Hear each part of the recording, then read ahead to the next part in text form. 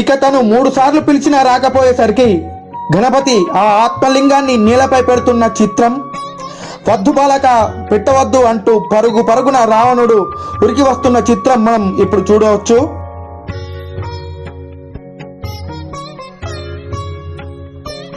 ఆ తర్వాత రావణుడు ఆ బాలుని కోపంతో తల మీద మొట్టికాయ వేస్తున్న చిత్రం ఇది.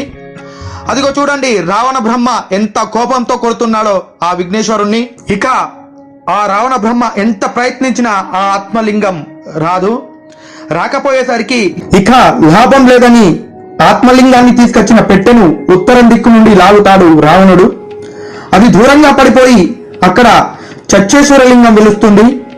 ఆ పెట్టె మూతపడ్డ చోట గుణేశ్వరలింగం ఉద్భవిస్తుంది. లింగంపై కప్పబడిన వస్త్రం పడ్డ చోట మురుడేశ్వరలింగం వెలుస్తుంది. పెట్టెను కట్టిన తాళ్ళు పడ్డ చోట